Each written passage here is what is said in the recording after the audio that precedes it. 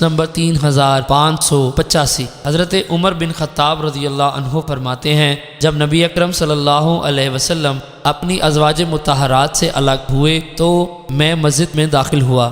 میں نے صحابہ کرام کو دیکھا، وہ کنکریوں کو الٹ پلٹ کر رہے تھے اور کہہ رہے تھے کہ رسول اکرم صلی اللہ علیہ وسلم نے اپنی ازواج مطہرات کو طلاق دے دی ہے، اور یہ بات پردے کا حکم نازل ہونے سے پہلے کی ہے۔ حضرت عمر فاروق رضی اللہ عنہ فرماتے ہیں میں نے کہا میں آج ضرور معلوم کروں گا۔ فرماتے ہیں حضرت عائشہ رضی اللہ عنہا کے پاس گیا اور کہا اے ابو بکر رضی اللہ عنہ کی بیٹی، کیا تیری وجہ سے رسول اکرم صلی اللہ علیہ وسلم کو اذیت پہنچی ہے؟ انہوں نے فرمایا اے ابن خطاب، آپ کا مجھ سے کیا واسطہ، اپنی بیٹی کو نصیحت کیجیے۔ فرماتے ہیں پس میں حضرت حفصہ رضی اللہ عنہا کے پاس گیا اور کہا اے حفصہ، اب تمہارا یہ حال ہو گیا ہے کہ تم رسول اکرم صلی اللہ علیہ وسلم کو اذیت پہنچاتی ہو۔ اللہ کی قسم تمہیں معلوم ہے کہ رسول اکرم صلی اللہ علیہ وسلم تم سے محبت نہیں کرتے، اگر میں نہ ہوتا تو رسول اکرم صلی اللہ علیہ وسلم تمہیں طلاق دے دیتے۔ اس پر حضرت حفصہ رضی اللہ عنہا بہت زیادہ روئی۔ میں نے ان سے پوچھا رسول اکرم صلی اللہ علیہ وسلم کہاں ہیں؟ انہوں نے جواب دیا کہ آپ بالا خانے کے گودام میں ہیں۔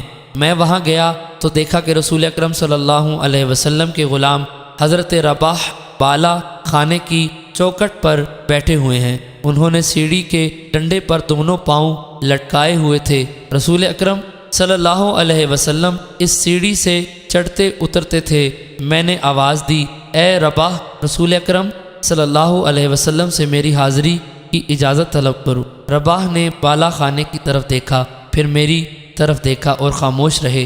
میں نے پھر بلند آواز سے کہا رباح، میرے لیے رسول اکرم صلی اللہ علیہ وسلم سے حاضر ہونے کی اجازت طلب کرو۔ حضرت رباح نے بالا خانے کی طرف دیکھا، پھر میری طرف دیکھا اور کچھ نہ کہا۔ میں نے پھر بلند آواز سے کہا رباح، میرے لیے رسول اکرم صلی اللہ علیہ وسلم سے حاضری کی اجازت طلب کرو۔ میرا خیال ہے حضور علیہ الصلوۃ والسلام نے شاید یہ خیال فرمایا کہ میں حضرت حفصہ کے سلسلے میں آیا۔ اللہ کی قسم اگر رسول اکرم صلی اللہ علیہ وسلم مجھے اس کی گردن مارنے کا حکم دیں تو میں اس کی گردن مار دوں گا۔ اس کے ساتھ ہی میں نے اپنی آواز کو بلند کیا۔ حضرت رباح نے مجھے اشارہ کیا کہ میں سیڑھی کے ذریعے چلا آؤں۔ میں رسول اکرم صلی اللہ علیہ وسلم کی خدمت میں حاضر ہوا تو آپ چٹائی پر لیٹے ہوئے تھے۔ میں بیٹھ گیا۔ رسول اکرم صلی اللہ علیہ وسلم نے چادر اپنے اوپر کر لی اور آپ پر اس کے علاوہ کوئی کپڑا نہ تھا، اور آپ کے جسم پر چٹائی کے نشانات پڑ گئے تھے، اور آپ کا یہ گودام میرے سامنے تھا جس میں ایک سا کے لگ بھگ مٹھی بھر جو تھے۔ ایک کونے میں درخت سلم کے اسی قدر پتے پڑے ہوئے تھے اور ایک کچا چمڑا لٹکا ہوا تھا جس کو اچھی طرح دباغت نہیں دی گئی تھی۔ یہ منظر دیکھ کر میری آنکھوں میں آنسو آ گئے۔ آپ نے پوچھا اے ابن خطاب، تم کیوں رو رہے ہو؟ میں نے عرض کیا اے اللہ کے رسول صلی اللہ علیہ وسلم، میں کیوں نہ روں؟ آپ کے پہلو میں چٹائی کے نشانات پڑ گئے اور آپ کا گودام ہے اور اس میں جو کچھ ہے میں اسے دیکھ رہا ہوں، جبکہ کیسر و کسرا پھلوں اور نہروں سے مالا مال ہے۔ آپ اللہ تعالیٰ کے رسول ہیں اور اس کے برگزیدہ بندے ہیں، اور یہ آپ کا گودام ہے۔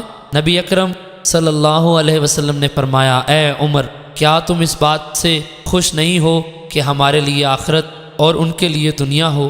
میں نے عرض کیا جی ہاں، راضی ہوں۔ حضرت عمر فاروق رضی اللہ عنہ فرماتے ہیں جب میں داخل ہوا تو آپ کے چہرہ مبارکہ پر غضب کے آثار تھے۔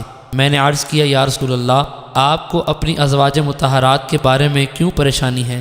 اگر آپ نے ان کو طلاق دے دی تو اللہ تعالیٰ آپ کے ساتھ ہے۔ اس کے فرشتے خاص طور پر حضرت جبرائیل، حضرت میکائیل، میں اور حضرت ابو بکر صدیق اور تمام مومنین آپ کے ساتھ ہیں۔ اکثر ایسا ہوتا تھا کہ میں جب بھی کوئی بات کرتا یا اللہ تعالیٰ کی تعریف کرتا تو اللہ تعالیٰ میری تائید میں قرآن مجید کی کوئی آیت نازل کر دیتا، اور اب یہ آیت تخیر نازل ہو گئی، اگر وہ نبی صلی اللہ علیہ وسلم تمہیں طلاق دے دیں تو ان کا رب تمہارے بدلے میں ان کو بہتر بیویاں عطا کرے گا، اور اگر تم دونوں نے نبی اکرم صلی اللہ علیہ وسلم کی موافقت نہ کی تو اللہ تعالیٰ آپ کا مولا ہے، اور حضرت جبرائیل اور ان کے بعد تمام فرشتے اور نیک مسلمان ان کے مددگار ہیں۔ حضرت عائشہ بنت ابی بکر رضی اللہ عنہا اور حضرت حفصہ رضی اللہ عنہا نے نبی اکرم صلی اللہ علیہ وسلم کی باقی ازواج مطہرات پر زور ڈالا تھا۔ میں نے پوچھا یا رسول اللہ، کیا آپ نے ان سب کو طلاق دے دی؟ آپ نے فرمایا نہیں۔ میں نے عرض کیا یا رسول اللہ، جب میں مسجد میں آیا تو تمام صحابہ کرام کنکریوں کو الٹ پلٹ کر رہے تھے اور کہہ رہے تھے کہ رسول اکرم صلی اللہ علیہ وسلم نے اپنی ازواج مطہرات کو طلاق دے دی ہے، تو میں اتر کر ان سب کو اطلاع نہ کروں کہ آپ نے طلاق نہیں دی؟ فرمایا ہاں اگر تم چاہو۔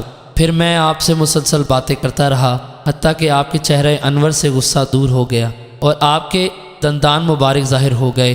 آپ ہنسنے لگے اور ہنستے وقت آپ کے مبارک دانت سب لوگوں کے دانتوں سے خوبصورت تھے۔ میں کھجور کے تنے کو پکڑ کر نیچے اترا اور رسول اکرم صلی اللہ علیہ وسلم بھی اسی طرح اترے، گویا آپ زمین پر چل رہے ہوں۔ آپ نے اس لکڑی کو چھوا تک نہیں۔ میں نے عرض کیا یا رسول اللہ صلی اللہ علیہ وسلم، آپ بالا خانے میں 29 دن رہے ہیں، مہینہ مکمل نہیں ہوا۔ آپ نے فرمایا مہینہ 29 دن کا بھی ہوتا ہے۔ حضرت فاروق رضی اللہ عنہ فرماتے ہیں میں نے دروازے پر کھڑے ہو کر بلند آواز سے کہا، رسول اکرم صلی اللہ علیہ وسلم نے اپنی ازواج مطہرات کو طلاق نہیں دی، اور یہ آیت نازل ہوئی جب ان کے پاس امن یا خوف کی کوئی خبر آتی ہے تو اس کو پھیلاتے ہیں، اور اگر وہ اسے رسول اکرم صلی اللہ علیہ وسلم یا اہل علم یا ارباب اختیار کے پاس لے جاتے تو اس حقیقت کو وہ لوگ جان لیتے جو خبر سے حقیقت کا استنباط کرتے ہیں۔ تو میں نے اس حقیقت کا کھوج نکالا تھا اور اللہ تعالیٰ نے یہ آیت تخیر نازل کی۔